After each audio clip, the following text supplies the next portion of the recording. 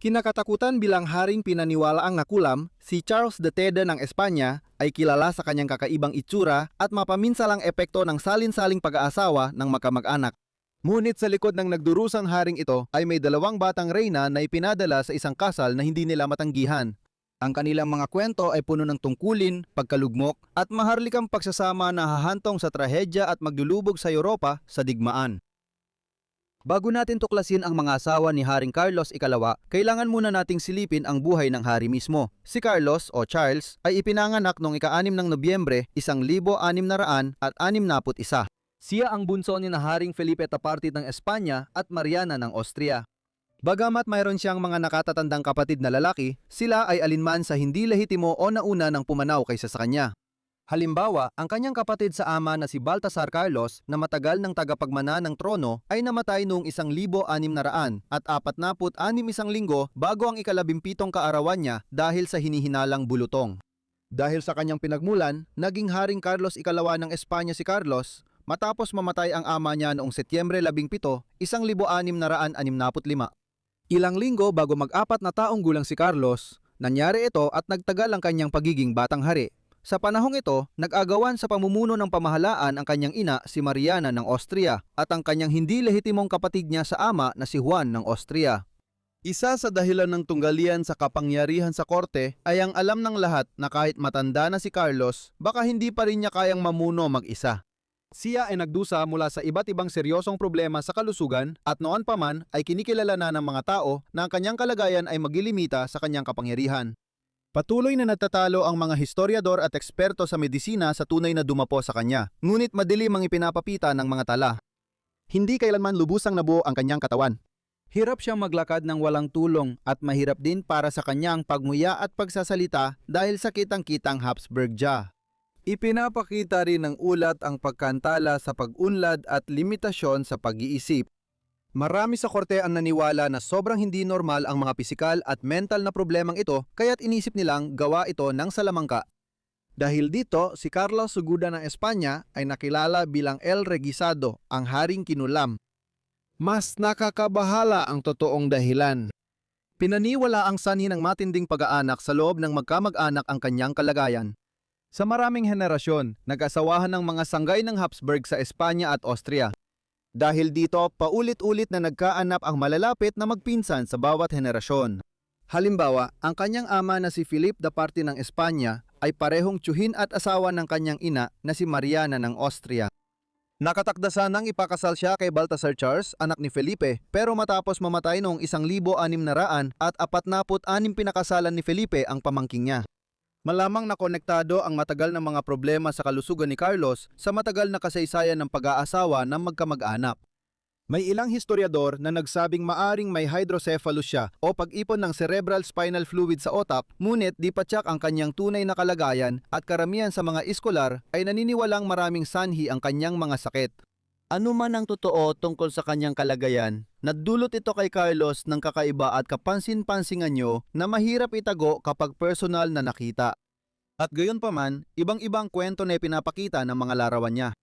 Maingat na pinapino ng mga pintor ng korte ng Espanya ang kanyang mga anyo, ipinapakita siya bilang kagalang-galang at kahit papano ay gwapo para sa mga potensyal na mapapangasawa sa ibang bansa. Sa kabila ng lahat, sa isang bagay, nakasalalay ang kinabukasan ng Espanya. Kailangan ni Carlos ng reyna. Tulad ng ibang hari, kailangan magpakasal si Carlos para matiyak ang pagpapatuloy ng kanyang dinastiya. Mula pagkabata, nagduda na ang mga kasabayan niya kung kaya ba niyang magkaanak dahil sa mahina niyang kalusugan. Kahit may ganitong alalahanin, dapat pa rin subukan ng hari, lalo na't kokonti na lang ang tuwirang lahing lalaki ng sangay na Espanyol ng dinastiyang Habsburg. Pagsapit ng dekada, 1670, nagsimula na ang mga negosasyon sa buong Europa para humanap ng angkop na mapapangasawa para sa tinatawag na kulam na hari. Sa simula, pinag-uusapan na maaring pakasalan ni Carlos ang pamangkin niyang si Maria Antonia ng Austria, anak ni Leopold III, emperador ng banal na Imperyong Romano, at ng kapatid niyang si Margarita Teresa ng Espanya. Ang pagsasamang ito ay magpapanatili sana ng korona ng Espanya sa dinastiyang Habsburg, ngunit lalo lang itong palalalain ang sobrang pag-aasawa sa loob ng pamilya. Gayunpaman napatunayang hindi practical yon. Si Maria Antonia ay napakabata pa at hindi pwedeng maghintay ang Espanya. Habang lumalabo ang pagmamana, malinaw ang prioridad. Kailangan ng hari ng asawa at tagapagmana sa lalong madaling panahon. Nagkaroon ng maikling pagsasaalang-alang sa isang pag-aasawang Portuges na iminungkahi si Isabel Luisa, prinsesa ng bayda ng dinastiyang Braganza bilang posibleng mapang-asawa. Ang pagsasama na ito ay maaring nagpatatag ng relasyon sa tangway ng Iberia matapos ang dekadang tensyon. Ngunit ang ideya ay hindi talaga umusad at isinantabi na lamang. Gayunpaman, mas kaakit-akit ang alyansa sa Pransya. Matagal nang tensyonado ang ugnayan ng Espanya at Pransya, lalo na nung panahon ni Louis XIV na ang mga digmaan noong 1660 S at 1670 S ay nag-alis sa Espanya ng mahahalagang teritoryo sa Low Countries at sa silangang hangganan nito. Nagbigay ang isang maharlikang kasal ng pagkakataon, gaano man ito karupo, na maibsan ng tunggaliang iyon. At kaya sa wakas, napili na ang magiging nobya. Sa huli, si Marie-Louise d'Orléans ang naging asawa ni Carlos. Ipinanganak siya noong ika-26 ng Marso, 1662 sa Paris at mas bata lang siya kay Carlos ng ilang buwan. Si Marie ay anak ni Prinsesa Henrietta ng Inglaterra at ni Philippe d'Arcay, Duke d'Orléans, ang nakababatang kapatid ni Louis de Fartigue. Kaya si Marie ay maharlikang pamangkin. May ugnayan din silang unang pinsan na may isang henerasyong pagitan dahil ang lola niyang si Anne ng Austria ay anak ni Haring Philip III ng Espanya, lolo ni Carlos. Magpinsan sila sa ikalawang antas dahil sa magulong ugnayan ng kanilang pamilya. Pagkapanganak niya, nadismaya raw ang magulang dahil babae siya at napasigaw pa ang ina ng itapon na lang siya sa ilog pero agad siyang pinakalma ng biyenan. Sa kabila ng dramatikong simula, paborito ng kanyang ama si Marie-Louise. Nagkaroon siya ng isang kabataang puno ng pagmamahal at medyo masaya at madalas niyang ginugol ang kanyang oras sa Palais Royal. Malapit siya sa dalawang lola niya, si Anne ng Austria na labis na naglayaw sa kanya at kalaunay nag-iwan sa kanya ng malaking pamana at si Henrietta Maria ng Pransya na madalas niyang samahan sa mga pananatili niya sa Colombe. Noong 1678 taong gulang si Marie-Louise nang biglang pumanaw ang kanyang ina. Pagkalipas ng isang taon, muling nag-asawa ang kanyang ama at pinakasalan si Elizabeth Charlotte ng Palatinate bilang kanyang bagong asawa. Gayunpaman, nagpatuloy si Marie-Louise sa magiliw at mapagmahal na relasyon sa kanyang madrasta. Nakatanggap siya ng maingat at komprehensibong edukasyon, natutong sumakay ng kabayo, umawit, sumayaw, tumugtog ng mga instrumentong gaya ng harpsichord at pinahusay ang formal na pakikipag-usap sa korte sa masusing paggabay ng kanyang gobernanteng tagapagturo. Bukod dito, magaganda rin ang sinabi ng mga kapanaw niya tungkol sa kanya na siya ay elegante, maayos ang tindig, balanse ang pangangatawan at may mahinahon at kaakit-akit na muka. Makapal at dark brown ang kanyang buhok, nakaarko ang kilay at buhay na buhay, malalaki at maringal ang itim niyang mga mata. Ang kanyang noo ay malapad at maputi, ang kanyang mga labi ay makapal at bahagyang bilugan at ang kanyang ilong ay matangos at maayos ang hugis. Mayumi at perpekto ang kanyang kilos. Noong Hulyo 1679 ipinaalam kay Marie-Louise na ipapakasal siya sa hari ng Espanya. Sobrang nalungkot siya at iniyak ito ng ilang buwan. Malapit siya sa pinsan niyang si Louis Grande Dauphin na halos kaedad niya at minsan niyang hinangad maging reyna ng Pransya. Pero wala siyang magawa. Napagdesisyunan na ang lahat. Umalis siya sa Pransya papuntang Espanya at hindi na bumalik. Unang nakakilala sina Marie-Louise at Carlos mismong araw ng kanilang kasal at doon din sila nagpakasal ng harapan noong Nobyembre 11, 1679 sa Quintana Pala malapit sa Burgos. 18 taong gulang siya. 17 taong gulang lang siya. Naging magulo ang buhay ni Maria bilang reyna ng Espanya. Bagaman madalas sabihing walang magawa si Carlos, hindi siya ganap na baldado at may natitira pa rin siyang kakayahan sa pag-iisip at katawan. Mula pa sa simula, labis na nahumaling si Carlos sa kanyang batang asawa, kitang-kita ang pagkabighani niya sa kagandahan nito. Siya naman ay hindi ganoon kasigasig. Nabigla siya nang makita ang kahinaan at kakaibang itsura ni Carlos. Bukod pa rito, hindi rin naging matagumpay ang kanilang mga pagtatangkang magkaanak at ito ay halos tiyak na dahil sa kalagayan ni Carlos, bagaman ang mga opisyal ng korte at mga ministro ng gobyerno ay hindi ito tahasang pinag-uusapan. Naramdaman din ni Marie-Louise na napakasakal ng sobrang formalidad sa korte ng Espanya. Maigpit na kinokontrol ang kanyang mga galaw at maigpit ding nakaayos ang kanyang mga araw kung saan kumakain siya ng tahimik at madalas ay mag-isa. Nagkaroon din siya ng alitan kay Juan Francisco de la Cerda, ikawalong Duke ng Medina Celi at punong ministro ni Carlos noong dekada 80 ng 1600. Naniniwala siyang labis ang kapangyarihan ng embahador ng Pransya si Pierre de Villa sa korte ng Espanya dahil siya ang pinagkakatiwalaan ni Marie Louise sa Madrid. Sa huli, pinalaya si Villa sa Espanya noong 1681 na nagdulot ng panibagong digmaan sa pagitan ng Pransya at Espanya noong 1683. Lalong humirap ang kalagayan ni Marie Louise sa korte ng Espanya noong digmaan ng mga reunion. Sa huling bahagi ng dekada 80 ng 1000, 600 naging malinaw na hindi magkakaanak si Marie Louise. Madaming sisi ang napunta sa kanya dahil sa kabiguan at sumailalim siya sa mga lumang paggamot sa pagkamayabong na nagpalala pa ng kanyang kalusugan at nagdulot ng matinding problema sa bituka. Nagkaroon din siya ng hilig sa matatamis na inumin na gawa sa lemon, kanela at maraming asukal at nagsimulang tumaba. Noong unang bahagi ng Pebrero 1689 siya ay nagkasakit ng malubha. Nagkaroon siya ng matinding lagnat, sinabayan pa ng matinding pananakit ng tiyan, pangingisay at pagsusuka. Tinawag ang mga doktor pero kaunti lang ang nagawa nila. Idineklarang malubha at nakamamatay ang kanyang kalagayan. Sa paglipas ng mga taon, labis na napalapit si Maria kay Carlos at sa kanyang huling sandali, sinabi niya kay Carlos, maraming babae ang maaaring mapalapit sa kanyang kamahalan, ngunit wala ni isa ang magmamahal sa kanya ng higit pa kaysa sa akin. Si Marie Louise d'Orleans ay namatay noong 12 ng Pebrero 1689 sa edad na 26 lamang. Lubos na nalungkot si Carlos at sinasabing minahal niya si Marie Louise hanggang sa huli ng kanyang buhay. Mabilis na kumalat ang mga tsismis, lalo na sa Pransya, na siya ay nilason. Walang ebidensya nakita ang autopsiya na sumusuporta dito. Malaki ang posibilidad na namatay siya dahil sa appendicitis, pero may nagsasabing matinding food poisoning din ang dahilan. Inilibing siya sa kriptang Maharlika sa El Escorial. Nagdulot ng pagkataranta sa Madrid ang pagkamatay ni Marie Louise. May mga naniwala na maaring magkaanak si Carlos at laging may pag-asa na magagawa niya ito. Habang lumalala ang kanyang kalusugan, kitang-kita na laban na sa kanya ang oras.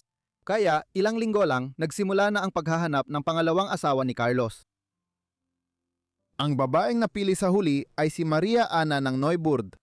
Ipinanganak siya noong ika-28 ng Oktubre 1667 sa Benrath Palace malapit sa Dusseldorf.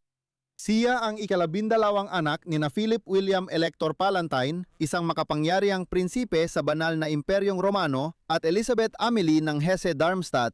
Sa hindi karaniwang paglabag sa Habsburg Protocol, hindi masyadong magkadugo sina Maria Ana at Carlos dahil ikalawang magpinsan lang sila na may isang henerasyon ng pagitan. Bagamat galing siya sa simpleng pamilyang namumuno, napansin ng pamahalaang Espanyol na ang kanyang ina ay nanganap ng hindi bababa sa 16 na anak at karamihan sa kanila ay nabuhay hanggang sa pagtanda. Umasa sila na mamana ni Maria Ana ang pagkamayabong na ito at magluwal ng tagapagmana sa trono ng Espanya. Inilarawan si Maria Ana bilang kakit-akit, matangkad, payat at maganda ang pangangatawan. Noong Agosto 1689 na buwan matapos mamatay si Marie Louise, nagpakasal sina Maria Ana at Carlos sa pamamagitan ng kinatawan. Ang formal na kasal ay naganap sa Espanya noong Mayo 14, 1690 sa monasteryo ng San Diego malapit sa Valladolid. Si Maria Ana ay 22 taong gulang habang si Carlos ay 28. Nang una niyang makita ang asawa, alam na ni Maria Ana ang masamang kalusugan at deformidad nito na lumala pa habang tumatanda. Hindi niya ipinahayag ang iniisip niya at nagtuon na lang sa tungkulin bilang reyna. Sinikap niyang magkaanak ng tagapagmana, madalas makipagtalik sa hari at ilang beses nagsabing buntis siya. Hinimok niya si Carlos na magpagamot para mapabuti ang kakayahang magkaanak at nilinaw na hindi lang siya ang may pagkukulang sa pagkabigong magkaanak ng tagapagmana. Parang hindi pa sapat yon, konektado rin siya sa mga eksorsismo ng hari dahil naniniwala silang naengkanto siya. Sa Madrid, tumaas ang galit sa reyna at kumalat ang mga satirikong tula na inilalarawan siya bilang isang nakapanghilakbot, halos demonyong figura. Kahit ganito, mabilis na naging mataas ang katayuan ni Maria Ana bilang ina ng inaasang susunod na monarko at mahalagang tao sa korte at politika ng Europa. Habang sinusubukan ng Briton, Austriano at Olandes na matiyak na ang Austrianong Habsburg ang magmamana ng trono ng Espanya, hindi ang Pranses kapag namatay si Carlos. Sa totoo lang, inaasahan ng marami sa korte na mamamatay na si Carlos. Sa katunayan, buong Europa ay naghihintay na mangyari ito at inaasahan na magkakaroon ng hindi maiiwasang labanan kung walang tagapagmana na mag-aangkin ng trono. Pagsapit ng kalagitnaan ng dekada 90 ng 1600, madalas nang nakaratay sa kama si Carlos at humihina na ang katawan niya. Ngayon, malinaw nang hindi sila makakaanak sa kanilang kasal. Halos tiyak na baog si Carlos at sinasabing isa lang ang kanyang bayag na inilarawan pang kasing itim ng uling. Noong Nobyembre 1678, inilatala ni Carlos ang huling habilin at itinakda si Joseph Ferdinand ng Bavaria bilang tagapagmana ng buo at hindi nahating monarkiyang Espanyol. Anak si Joseph Ferdinand ng kamangkin ni Carlos na si Maria Antonia ng Austria at ni Maximilian II Emanuel, elektor ng Bavaria. Sandaling naresolba ang matagal na krisis sa pagmamana. Ngunit noong 1679, dumating ang sakuna. Biglang namatay si Joseph Ferdinand, posibleng dahil sa typhoid sa edad 6, kaya muling nabuksan ang usapin ng pagmamana sa Espanya. Nantagal pa si Carlos hanggang unang araw ng Nobyembre, 1700 laking gulat ng lahat na umabot siya ng halos 39 na taong gulang. Gayunpaman, nagdulot siya ng kaguluhan bago siya namatay nang italaga niya ang kanyang Pranses na pinsan, si Philip ng Anjou, bilang kanyang bagong tagapagmana. Sumiklab ang digmaan para sa pagmamana ng Espanya sa Europa laban ng Pranses at Espanyol sa koalisyong pinamunuan ng mga Austriano, Briton at Hollands. Bilang Aleman na biyudang rey na malinaw na pumapabor sa Austrianong paghalili sa trono, napunta si Maria Ana sa mahirap na kalagayan nang mamatay ang kanyang asawa. Nanatili siya sa Espanya bilang tradisyonal na balo, nagsuot ng itim at nagpagawa ng larawan ng pagluluksa habang sinusubukang magkaroon ng magandang ugnayan kay Felipe ang ika-5 na bagong haring ipinanganak sa Pransya nang dumating siya sa Espanya. Iginagalang niya siya at binigyan siya ng malaking pensyon, ngunit habang tumatagal ang digmaan noong mga taong 1700, naging malaking pabigat siya sa pananalapi ng Espanya. Sa Madrid, binatikos ng mga opisyal na Kastila at Pranses ang kanyang presensya at may tumuring sa kanya bilang tagaloob na kakampi ng mga Austrianong Habsburg sa korte ng Espanya. Dahil dito, ipinatapon si Maria Ana sa Toledo kung saan namuhay siya ng tahimik. Noong 1706 dumating ang digmaan sa Espanya at pumasok ang mga puwersa ng Austria at Britanya sa bansa. Nagbigay ng hayagang pahayag si Maria Ana ng kanyang suporta para sa kanyang pamangkin si Archduke Carlos na sumakop sa lungsod ng Toledo at siyang kandidato ng Austria na papalit kay Carlos. Dahil dito, muli siyang ipinatapon ng pamahalaan ni Felipe V.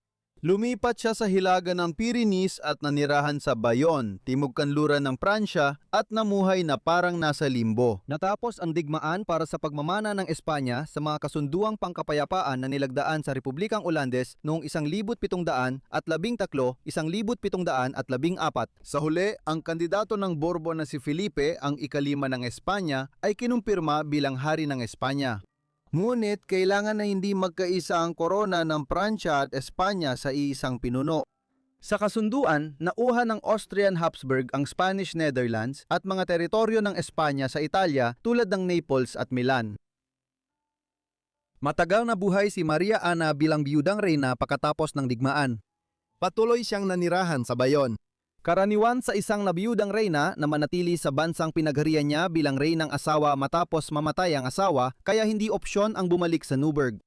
Nagpatuloy siyang nanirahan sa Bayonne noong 1720 at 20 at 1730 at 30 na muhay ng aristokratiko, madalas nagpapagawa ng mga retrato at sumusulat sa mga kababaihan ng maharlikang pamilya sa Europa. Pinaniniwala ang palihim na nagpakasal si Maria Ana sa isang karaniwang tao sa Bayonne, ngunit hindi napatunayan ang mga detalye. Paulit-ulit siyang naiusap na payagang makatawid sa Pyrenees pabalik ng Espanya. Sa wakas ay pinagbigyan ang kahilingang ito noong 1738 matapos siyang magkasakit. Si Maria Ana ay nagtungo sa Pamplona at pagkatapos ay sa Guadalajara, kung saan siya namatay sa palasyo ng Infantado noong ika-6 ng Hulyo 1740 sa edad na 72. Wala siyang tagapagmana at iniwan ang lahat ng ari-arian kay Elizabeth Farnese, reyna ng Espanya at asawa ni Felipe V, na paulit-ulit na napetisyon para payadan siyang makabalik sa Espanya. Inilibing siya sa El Escorial katabi ng unang asawa ni Carlos na si Marie Louise. Ang kanyang pagkamatay ang nagwakas sa huling reyna ng Espanya mula sa panahong Habsburg. Salamat sa panonood ng video tungkol sa mga asawa at reyna ni Carlos II ng Espanya. Sana naging interesante ito. I-share ang opinion ninyo sa video sa comments at kung gusto nyo pa ng videos tungkol sa mga asawa ng mga hari, sabihin din sa comments. Sana ay nakasubscribe at naka-on na ang notifications para agad ninyong makita ang mga video ko. Sige, hanggang dito na lang muna ako. Kaya magkikita-kita tayo ulit sa susunod na Forgotten Lives. Salamat!